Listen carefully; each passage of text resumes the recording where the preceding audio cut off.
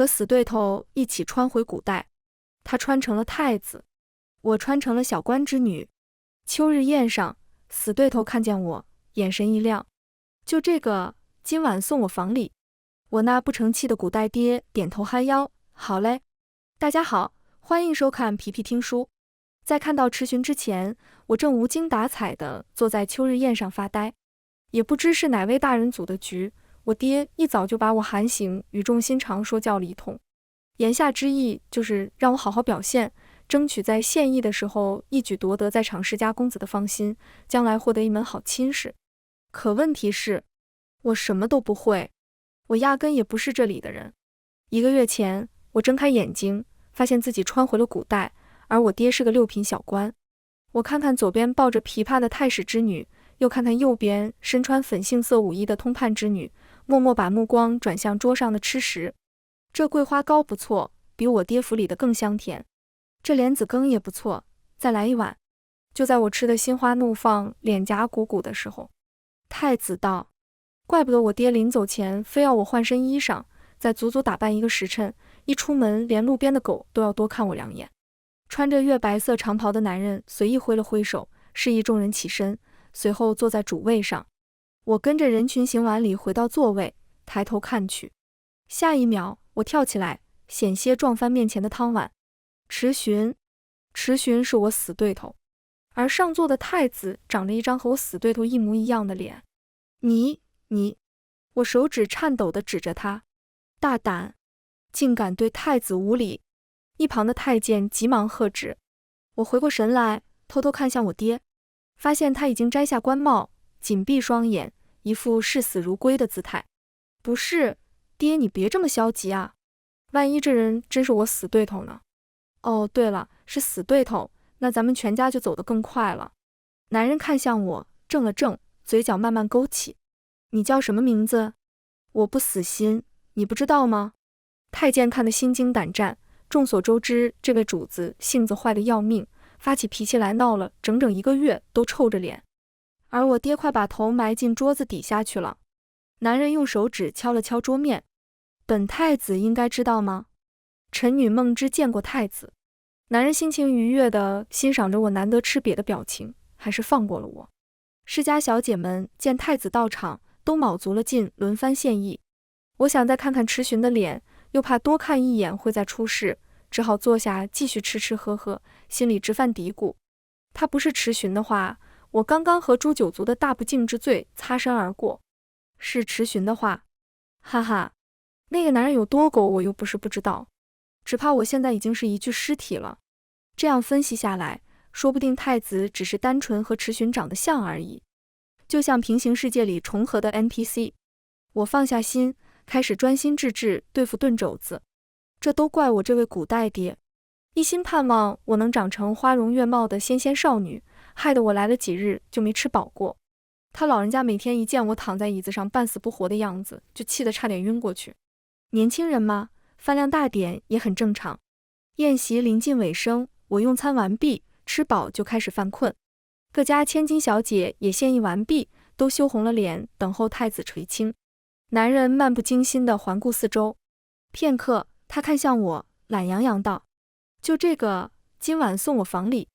我那不成器的古代爹立刻戴上官帽，点头哈腰，好嘞。当晚，我爹就把我送进了太子府，千叮咛万嘱咐要我和太子搞好关系。我收拾，准备吃上太子的软饭，再让我爹吃上我的软饭。为了谨慎起见，请让我再试探一下。宫廷玉液酒，鸡变藕不变，智慧树上智慧果。持狗。靠在椅上悠闲地翻着书的太子脸上终于出现一丝波动，慢条斯理道：你骂我是狗？不是哥们，怎么偏偏对这句有反应啊？殿下，你听错了。经过刚才的试探，我基本可以排除眼前的太子是我现实世界里的死对头迟询。毕竟哪有人可以忍住不对暗号。我面不改色圆回来，我是想说，殿下的脸和我一位故人有些相似。他养了只狗，一不高兴就想把狗吃了，脾气特别差。但殿下一看就不是这种人，我看人很准。是吗？我倒是很好奇，我和姑娘口中相貌相似的故人，谁更出众些？太子饶有兴致地抬起眼，盯着我看。天杀的，我一听就知道这准是送命题，以致太子对有人和自己长得像这件事耿耿于怀。求，我该如何回答？我噎了噎，挤出假笑。自然是殿下更加气宇轩昂，玉树临风。实不相瞒，我方才席间已经对殿下一见倾心，情难自抑。那位故人怎么能和殿下相比？不能不能。啪！太子和尚书朝我走来，面无表情，一见倾心。证明给我看看。我紧张地支吾起来，怎么证明？你说呢？这我还真不知道，因为我从来没谈过恋爱，这一切都拜池寻所赐。小时候玩扮家家酒，幼儿园里最可爱的小男生拿爸爸角色，我拿妈妈的角色。正要开始玩，池寻半路杀出来，用一包卡片吸引了所有人的目光。最后小男生高高兴兴拿着分到的卡片离开，气得我哇哇大哭。小学时，我和池寻3天一小打，5天一大打，以夺命女魔头的外号让所有男生对我敬而远之，同时成为女孩子们眼中可以打趴男生的神。上了初中，池寻的个子超过我一大截，我打不过他，开始卷成绩，无心在意情窦初开。好不容易挨到高中，眼看身边朋友一个个开启青春校园早恋副本，而自己身边只有某个会偷摸和我爸妈打小报告的间谍。所以当我在大学食堂看见池寻的那一刻，我彻底心如止水。我咬着唇，犹犹豫豫看向太子，要不你教教我？经验不足，但虚心听取。他眯起眼睛，孟姑娘当真对我一见倾心？我点头如捣蒜，男人眼底的笑意越来越浓。也罢，本太子信了。我刚松了口气，就听见他话锋一转，那么今后倘若让我发现姑娘心有他属，就只能治你一个欺君之罪了。很合理，储君也是君，但欺君之罪会不会有点太严重了？怎么还不许人变心了？自从认定太子不是我的死对头以后，我装起来了，温柔小意，楚楚可怜，说话都加得又软又甜。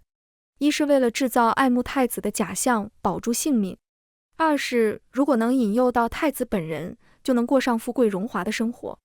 怎么算都是一笔不亏的买卖。太子哥哥，你看这个肉是什么？看上去好好吃哦。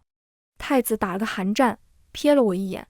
他一边把肉夹进我碗里，一边镇定开口：别装了，那天我看见你连吃了3碗炖肘子。这种事情其实可以不用说出来的。我咽了咽口水，埋头苦吃。你在宴席上狼吞虎咽的样子，本太子都看见了。下回你父亲要是在克扣平日的吃食，就尽管来太子府，本太子也会去回禀父皇，按时发放官员俸禄，你不必再担心了。他不自然地别开脸，语气依旧生硬。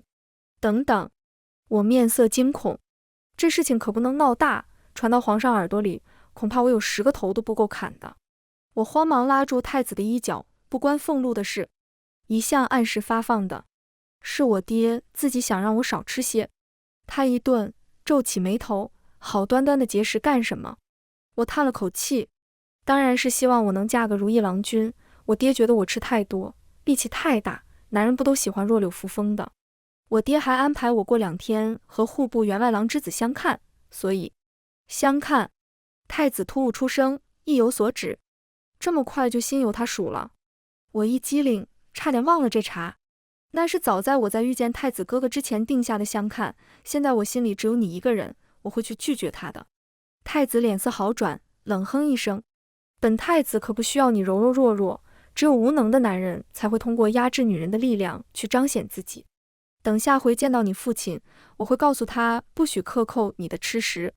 太子哥哥，你真好，我来帮你捏捏肩。我乖巧地站在他身后，伸出手。太子下意识缩了缩肩膀，眼里飞快闪过一丝惊恐的神色。怎么啦？我歪着头，眨巴眼睛。轻一点。他有些尴尬地轻咳一声，本太子不是怕疼，是怕你辛苦。怎么会辛苦呀？能为太子哥哥效力是我的荣幸。我双手按下。啊！这声熟悉的惨叫，一瞬间让我想起了池寻3年级的时候被我扯中头发。和5年级被我踢中身上某个部位时发出的惨叫。也是怪了，这 NPC 不仅脸相似，吃痛的声音也一模一样。要不你还是柔弱一点吧。我和户部员外郎之子在一家茶楼里相会，本来想见一面就匆匆离开，可看到眼前眉眼如画、温润如玉的小公子红着脸给我倒茶，我纠结再三，还是坐下了。绝对不是因为美色，是因为礼貌。对，我就是这样一个善良的人。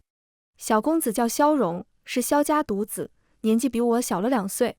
萧大人与我爹交好，前阵子两家谈起儿女的婚事，想让我和萧荣见一面，就当结交朋友了。萧荣端着茶递给我，神色关切。那日太子接你进府，他为难你了吗？我摆摆手否认，告诉他太子找我只是误以为我爹苛待了我。萧荣笑得眉眼弯弯，原来是这样，我和我父亲都很担心孟家姐姐。他有些羞赧道，我去过太子府寻你，可你一直未曾出来，听到有人通报你无事才安心。这回是我心虚了。其实太子并未限制我的出行，是我自己睡在太子府柔软的大床上太舒服了，不肯出门。若是那太子做出强抢臣女之事欺负了你，孟家姐姐不必怕，我们定会陪你同去会禀皇上。我懵懂抬头，太子不曾欺负我呀。从萧荣口中我才得知，京里已经流言四起。有人说是我在宴席上对太子大不敬，被带走收拾了一顿。太子府直到夜里都灯火通明，定是在对我动刑。众人纷纷下赌注，推测我出来后会不会断手断脚。也有人说是我用了什么狐媚手段让太子看上我了。只是我爹官位低，我做不成太子妃，所以太子将我吃干抹净，却不肯给名分。我笑出声，怎么会有这种事？我爹官位再低，好歹也是有品级的朝廷官员，太子若真的这样，在皇上面前也难辞其咎。萧荣也不好意思地笑笑，把茶点推到我面前，是我着急了，忘了这一层。我小口咬着茶点，心里一暖。只是太子殿下是储君，身份尊贵，将来又是有3宫6院的人，我实在很担心他对孟家姐姐始乱终弃，现在想起来还是后怕。萧荣温言细语，眼角微微泛红，看上去乖得不像话。我也不自觉放软声音，其实……身后传来一声冷笑，笨得要死，有人在挑拨离间都听不出来。我僵在原地，慢慢回头，男人抱着双臂，似笑非笑。怎么，我来的不是时候？不，你来的正是时候。我立刻改口，看向萧荣，其实我是想告诉你，我已经有心上人了。萧荣愣了一下，又打起精神，我能问问是谁家公子吗？这是可以说的吗？我还在思忖着。身后的太子已默默挺直了腰板，嘴角上扬。萧荣用余光注意到，随即起身，自然地接过我手里的茶杯，茶凉了，姐姐不如换一杯吧。太子脸色一沉，瞪着萧荣，你什么意思？我不过是挂念孟家姐姐的身子，担心喝了凉掉的茶水会不舒服而已。萧荣神色无辜，往我身边靠了靠，孟家姐姐，你乔殿下是不是又误会了什么？我看着太子的脸越来越黑，只想立刻逃离这里。急什么？方才还一身低气压的男人按住我的手腕，凑近我耳边，他的语气隐隐透着一股酸意。我一来，你就要跑？行吧，那我不跑了。可问题是，不跑你也不乐意呀。3个人的同席让我如坐针毡，左右为难。刚喝过萧荣递来的碧螺春，太子手上的绿豆糕又送到了嘴边。不行了，再吃下去就空不出肚子，留给晚膳了。早知道太子府里的晚膳和我爹府里的完全是一个天上一个地下，少吃2口我都觉得亏大发了。萧荣眼尖瞥见我为难的表情，先声夺人。可是殿下喂的绿豆糕不合孟家姐姐心意，这家茶楼的特色是花生酥，姐姐尝尝这个。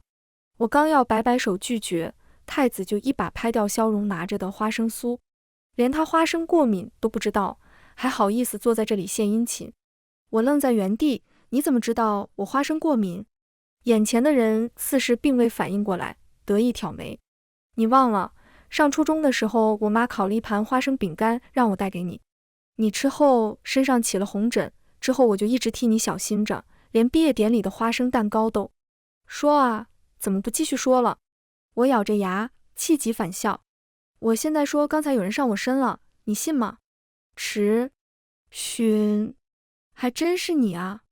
萧荣听不明白，只看见我面容平静，缓缓起身，然后一拳击中了当朝太子的后脑勺。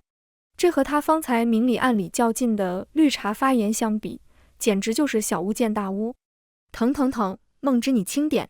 迟询的包袱掉了一地，龇牙咧嘴向我求饶。我一想到他这段日子摆足架子让我捏肩捶腿，以及我不明真相对他撒娇贴贴的事，羞耻感顿时涌上心头，手上力气又加重了几分。祖宗，回去再说行不行？我的耳朵！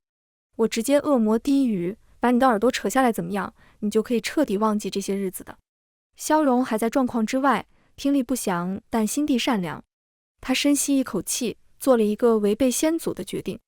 孟家姐姐，你快走，让我来对付。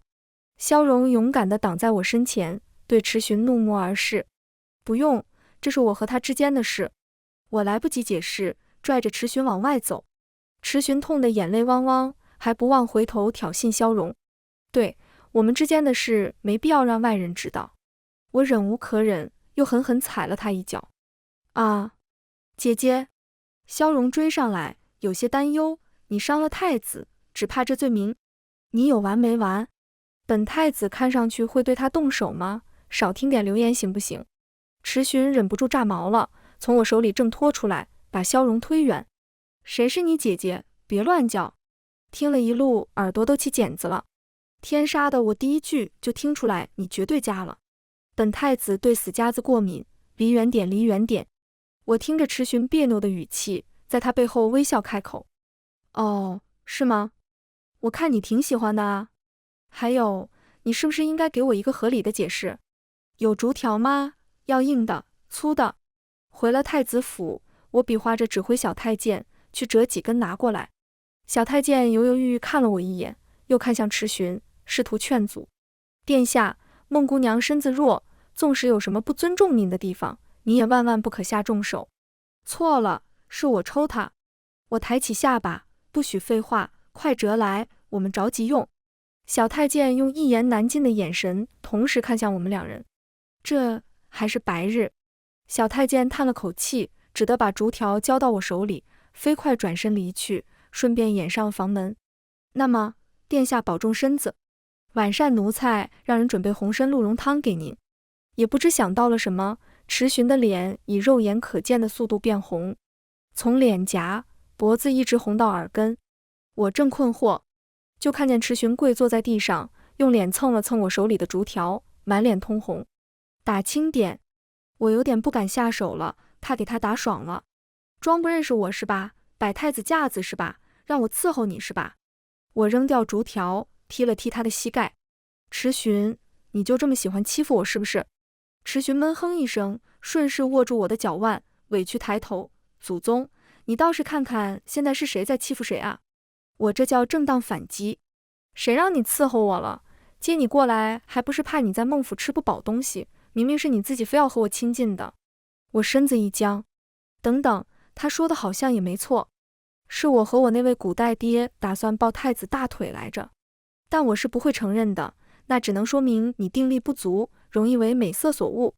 你哪有美色？听听，迟狗的外号不算我冤枉他吧？这张嘴一如既往的讨打，我又狠狠踩了他几下。殿下，小厨房那里差人来问孟姑娘晚膳想用些什么。传膳的小太监冒冒失失掀开帘子，又闭上眼摸索着退了出去。唉，奴才有演技多年，什么都没看见，真的。小池子捶腿，小池子捏肩，小池子替我布菜。我靠在太师椅上使唤着迟询，权力的滋味有点太美味了。我舔舔嘴唇，又开始化身柠檬精。凭什么迟询就能穿成太子，而我只能穿成个小官之女？小池子，要不你和你父皇说一声，让他传位给我，我来当个女帝。迟询眼神暗了暗，把一块燕窝鸭子夹进我碗里。看不出来你还有这种雄心壮志。他静静看着我吃，似是不经意问道：怎么还打算让那个姓萧的当男宠进你后宫不成？这话题也跳跃得太快了，怎么我才说了一句想当女帝，他就能联系到这和消融的关系？不过光是想想画面，嘴角的笑容就抑制不住了。这种事情说出来多不好意思，低调低调。我捂着脸羞涩不已。那我呢？池寻重重把象牙块拍在桌上，皱了下眉。什么你？我装傻充愣，燕窝鸭子好好吃，再给我加一块。我说，你要是当女帝，准备把我摆在什么位置？池寻吩咐人撤了碗扇，紧紧盯着我。干嘛突然这么认真？这还用问？你和别人怎么能比？当然是我身边最亲近的。池寻板着脸，耳尖却泛起一抹微红。你知道就行，那个姓萧的才和我们认识几天。贴身大太监。我无辜的眨眨眼，故意无视眼前男人一秒变脸，伸了个懒腰。小池子，我要去沐浴休息了，抱我回房吧。太子卧房的帘子后有个浴池，我催促他备了热水就快点出去。怎么都自诩女帝了，还怕我这个贴身大太监偷看？池寻细细的声音隔着氤氲水雾隐隐传来，竟说些让人去死的话。我面上一烫，抓着衣带故作镇定。衣物放池子边就行，你别过来，小心我挖了你的眼珠子。是，女帝大人。不知道池寻的父皇听到我们这段对话会不会当场昏厥？苍天明鉴，我只是口嗨过嘴瘾。沐浴完，我又毫不客气霸占了池寻房里的大床，指着门外，你睡偏房去，也让我享受一下太子待遇。行啊，梦之，使唤我倒是越来越顺口了。池寻把我放在床榻上，却并未离去。困了，你别跟个门神似的站在床头。我伸手推了推池寻，小池子，你可以退下了。他还是一动不动。屋里那盏烛台上跳动的火苗还未熄灭，烛光映在他的侧脸，若隐若现。我望向池寻，只见他深邃的眸中似有欲色汹涌，晦暗不明，和平常不太一样呀。池寻，我咬着嘴唇，不安地牵了牵他的衣袖。你不是因为我睡了你的床生气了吧？还是因为我说你是？我胡说的。池寻闷闷地笑了起来。我要是有这么小心眼，早该在咱俩幼儿园的时候就绝交了，还能在你身边待这么多年。他坐在榻边，慢条斯理地扯下腰带，俯身靠近。我抱着被子后退，吓得差点破音。你要干什么？自荐枕席。喂，梦之，你到底是真笨还是装傻？我往里靠了靠，小声道，什么呀？池寻躺在我身旁，睁开眼睛。那个消融茶里茶气的，一直绿茶发言，别告诉我你听不出来。他肯为朕花心思就好。池寻抿了抿唇，语气透出一丝不易察觉的失落。这么说，你是真的喜欢他？也不算喜欢，只是觉得他长得好看，多看两眼，这是人的天性。身旁的人似是松了口气，声调又变得恶劣。从小到大，我也为你花过不少心思，小没良心的，怎么不见你记着？他不提还好，一提我又火冒三丈，把他踹下床。你好意思说你的心思都花在怎么欺负我上了？就拿高中那次来说，我好不容易在情人节时收到一个隔壁班男生送的巧克力，中午去食堂吃了饭回来后，就发现巧克力全进了池寻的肚子。他当时给出的理由是自己低血糖了，看到我桌上有一盒随手拿的。虽说放学后我逼迫池寻陪我去商场给我买了10盒莱德拉，狠狠敲诈了他一笔，但不管怎么说，那都是我收到的第一份象征告白的礼物吧。想想就伤心得很。谁知道他是不是故意的？倒是我父母在看到我抱着巧克力回家，问了句是谁送的，得到是池寻的答复后，露出了意味深长的表情。一想到父母，我的心情低落下来。池寻，我们会不会困在这里回不去了？池寻拍拍身上的灰爬起来，有小爷在，好歹有个太子身份能护着你，怕什么？我鼻尖一酸，又不想让他发现，背过身去。谁要你护着？梦之，你信不信我？难得看到池寻认真的神色，我鬼使神差地点点头。放心睡吧，我在这里。我醒来的时候，身旁空无一人。昨晚池寻说自己要进宫一趟，可我困得迷迷糊糊，忘了问他进宫到底为了什么事，只记得他说临走前要把龙纹玉佩留给我。我从床头摸到玉佩，揣进荷包里。本来想趁着池巡不在的日子出门溜达溜达，结果刚踏出太子府一步，就让人用马车掳走了，连玉佩都来不及拿出来，也可能拿出来会死得更快。摇摇晃晃颠簸的马车里，我悲凉无比。越是这种时候，脑海里越容易上演各种杀人弃尸的画面。下了马车，再睁开眼睛，却发现自己和萧荣相看的那家茶楼里，身边围着一群世家小姐，为首的正是秋日宴上我见过的太史之女和通判之女。我大惊失色，这年头绑人都这么明目张胆的吗？你们要干嘛？众人对视一眼，齐齐向我行礼。我们想问你，太史之女，你到底用了什么方法吸引到太子殿下？通判之女，虽说你相貌平平，身材也平平，宴席上只顾着大吃大喝，不会跳舞，更不会弹琴。两人一唱一和，但是太子殿下一眼就相中你了。虽然话糙理不糙，但大妹子，你们这话实在也太糙了。我一怒之下又怒了一下，惹到我，下场就是无事发生。眼见他们身后的世家小姐都在焦灼等待，我再难以启齿，也不得不说出口。把认亲那段省略后，真相变成了池巡接我进府时误以为我爹平日苛待了我，简而言之，让我填饱肚子做慈善来了。原来如此，太子殿下当真心善。其实孟妹妹也不算很丑，只是行为举止略粗俗了一些而已。正是这个意思，不过看久了，我们也觉得习惯了。包变脸的，池巡进宫整整2周了。这段日子里，孟家小女对太子指手画脚、管天管地的传言在京中不胫而走，成了大家茶余饭后的话题。人人都说我对太子灌了迷魂汤，这件事甚至传进了皇上的耳朵里。如果时间可以重来，我一定会提前给茶楼老板灌下哑药。也许是我的表情太过肃穆，茶楼老板心虚到不敢对视。给孟府供1年的茶行吗？我揉揉手腕，开始热身。2年，算他识相。我正坐在茶楼里喝茶降火，就听到邻桌客人议论皇上想让太子安定下来，早早成家的消息。听说皇上打算给太子赐婚了，不知定的是谁家小姐。怪不得这几日有人从宫外采买缎子，是为亲事做准备吧。皇上听了孟家女蛊惑太子的事，自然着急要为太子定亲，难不成还容许狐妹子伴在太子左右吗？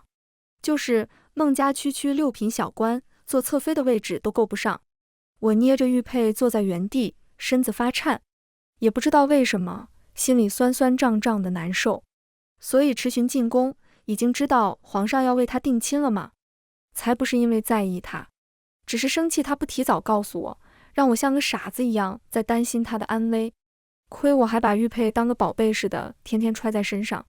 又等了几日，连我差去宫里找池巡的小太监回话都闪烁其词，只说让我再等等。我摇摇头，把玉佩塞到小太监手里，还给他，我不要了。我收拾东西回了孟府。太子定亲的消息很快就传遍了京城，就算我用软枕捂住耳朵不想听，还是逃不过众人的津津乐道。连孟府的小丫鬟们都加入其中，论身份，应当是丞相府的千金小姐。不对，我觉得是以才情在京中闻名的太傅嫡女。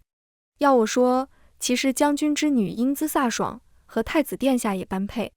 我爹生怕我伤心，小心翼翼对我嘘寒问暖。爹爹不克扣你吃食了，想吃多少吃多少。反而是我没什么胃口，勉强打起精神应付了几日后，干脆闭门谁都不见。直到这日，吱吱，你看谁来了？门外，我爹的语气难掩高兴。我板着脸打开门，正想池巡回来后，我要好好收拾他一顿。孟家姐姐，我是来提亲的。不是池巡，是萧荣。我愣了一下，什么？萧荣和我在后院的亭子里坐下，他低着头，开门见山，姐姐，你喜欢太子殿下吧？我心口一跳，下意识反驳，没有的事，我怎么可能喜欢那种人？萧荣轻笑，姐姐，你骗不了我的。那日在酒楼，自从太子来了以后，姐姐的目光就一直在他身上，哪怕姐姐打了他一顿，也逃不过下意识的紧张反应。我沉默不语。是从什么时候开始，我会不自觉地依赖池寻。我迄今为止的人生中，每一个重要的节点，好像都有他在我身边。是从我拔掉松动的第一颗乳牙，池寻一边嘲笑我缺牙疤，一边攥着零花钱给我去买雪糕止血开始吗？还是从我拿到第一张奖状，池寻一边不服气说我为了这么点小事就高兴成这样，一边任由我得意洋洋夹走他碗里的鸡腿庆祝得奖开始？又或许是18岁的成人礼上，我上台主持，因为太过紧张结结巴巴，池寻就在台下冲我挤眉弄眼的扮鬼脸，让我一下子就不紧张了。下台后我本想谢谢他，可这人一如既往的毒舌，扮鬼脸是因为你主持的太菜了，谁知道会阴差阳错帮了你，我才不要你的谢谢。于是又挨了我一顿暴击。姐姐，太子就要成亲了。萧荣的话把我拉回现实，所以姐姐多看看我吧。我不介意姐姐心里有太子，我会陪着姐姐，直到你慢慢忘了他。我当然知道萧荣很好很好，他生得好看又很温柔，可是我不觉得动心，这种感觉也不是喜欢。萧荣看出我的犹豫，上前一步，孟家姐姐，我真的心悦你，愿与你共度余生，相守，不许嫁给他。来人怒不可遏地冲进亭子，手里还捧着一团灼眼的红。孟之，不许嫁给他。池寻慢慢地重复了一遍，看向萧荣的眼神里满是敌意，伸手把我拉至他身后。萧荣面色不甘，但顾及池寻的太子身份，还是转身离去。池寻转过身的时候，他是若珍宝捧在手里的东西，我看得清清楚楚，是一件嫁衣。池寻见萧荣离开，把嫁衣在我面前晃了晃，笑得张扬。父皇答应给我赐婚了，你瞧好不好看？多日的委屈在看到嫁衣的那一刻，终于有了可以肆无忌惮宣泄的出口。我一把推开他，狠狠抹了把泪，你走，你自己都要和别人成亲了，还跑来搅乱，你就这么讨厌我是不是？一旦开了个小口子，就停不下来了。我抽抽噎噎的把这些年池寻做的让我不开心的事从幼儿园起一一列举。我哭得上气不接下气，抬起泛红的眼眸瞪他，然后一个很轻很轻的吻印在我的眉间，轻得像羽毛。这回轮到池寻的脸颊发红了，他笨拙地用指腹抹去我眼角的泪，偏偏嘴上还是不饶人。孟之，你记得这么仔细，该不会是暗恋小爷吧？说的什么话？我才不承认！笨蛋！他轻叹了口气，把我拥进怀里。什么和别人成亲？我明明是进宫请皇上为我们赐婚，你倒好，把定情信物都退了回来。定情信物？我不解地看着他，你给过我吗？池寻脸上一阵青一阵白，随即羞恼道：就是那枚玉佩。我还以为那晚你默许我爬床事已经和我互通心意的意思了。喂，这种事情不要说的这么大声啊！等等，我擦着泪小声道，我爹官位不高，再加上最近京城里我的传言，皇上怎么可能同意这门亲事？你不是在拿我寻开心吧？巧了，池寻把我抱得更紧，我这位父皇就是听了传言才拍板决定的，他说的有个人能管着我。我气鼓鼓从他怀里挣脱出来，我才不要管你，从小到大你只会欺负我，你肯听我的话才怪。池寻眯起眼睛，孟之同学，你对我的误会好像很深，看来你刚才说的那些，我必须反驳了。他掰着手指头一桩桩细数起来。幼儿园时你说羡慕别的小朋友有隐藏款卡片，为此我吃了整整1个月的饼干，才拆到你想要的那张。那天玩扮家家酒，我把普通卡片给了别人，把隐藏款给了你。小学的时候你看电视迷上了空手道，非要拉我当陪练。初中是谁跟我比完成绩，就故意拿着成绩单去我爸妈面前，害得我喜提男女混合双打。至于高中，池寻顿了一下，低声哄道，隔壁班那个黄毛在高考之前接近你，分明是别有用心。我不想让他耽误你考取心心念念的理想大学，你就别生气了行不行？他委委屈屈说完，看向我，孟之，你真的好笨，把这些事都忘记了，不肯认账。我心虚的移开目光，走到他身边，乖乖在他脸上轻啄了一口。就这样轻轻松松哄好啦。早说原来死对头是个恋爱脑，我还费什么劲和他对抗这么久。池寻抬起头，一双桃花眼亮晶晶的。他笑着牵起我的手，和我十指相扣。梦之，我喜欢你很多很多年了。原来幼儿园的那张隐藏款卡片才是我收到的第一份象征告白的礼物啊。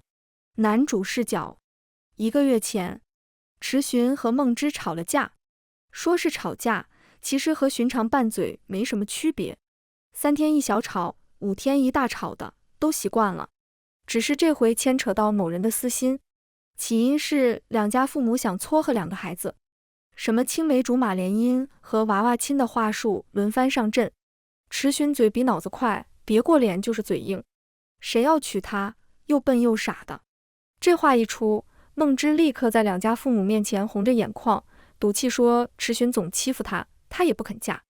池福火冒三丈，当场从书房里抽出一把戒尺，狠狠打向她的手心。池寻气得嗷嗷叫，连晚饭的时候池父都不让她上桌。逆子，回你房间反省去。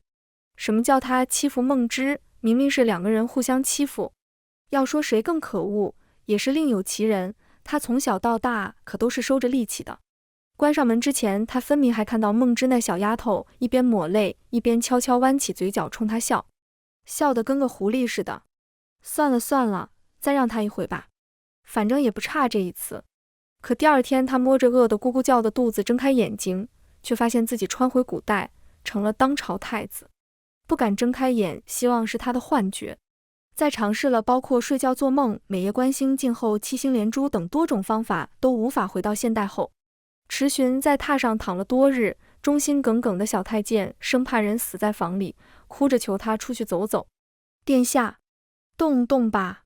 这个月连外邦进贡的绿毛龟都多挪了2步。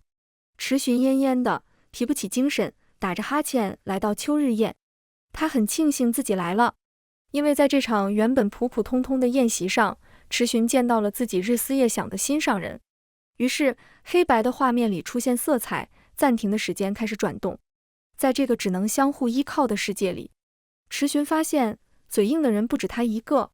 现代番外，我们谁也没想到会在这个节骨眼上穿回现代。我笑得直不起腰，而池寻黑着脸咬牙切齿。事实上，池寻进宫的那段时间是在筹备大婚的事宜。他带着聘书到孟府的时候，我的古代爹差点哭得背过气去。大婚当天，凤冠霞帔，10里红妆。拜完堂后，我们坐在床榻上，面红耳赤。池寻好不容易鼓起勇气靠近，双手颤抖。我衣裳的扣子才解了1颗。下一秒，我们就回到现代了。宝宝，他黏黏糊糊地凑过来，把头埋进我的颈窝，闷闷不乐。我们把刚才的事情做完吧。那可不行。我尽力忍住笑，一本正经道，在这个世界里，我们的关系还没有那么亲近。那宝宝需要我怎么做？池寻眼巴巴望着我，身子又贴上来。只要你说，我都会做到。我故作沉思。首先，对爱的人不能嘴硬别扭。其次，不许再用拌嘴打架的方式去掩盖自己的真心。最后，其实这2条我也应该遵守才行。我不好意思地闭上眼，小声开口：我也喜欢你呀。池寻怔愣了片刻，低头亲亲我的嘴角，语气里的笑意几乎快溢出。走，去你家。我明知故问，干嘛？上门提亲，娶你回家。全文完，皮皮听书，感谢您的观看，每天上新精彩小说，喜欢就订阅吧。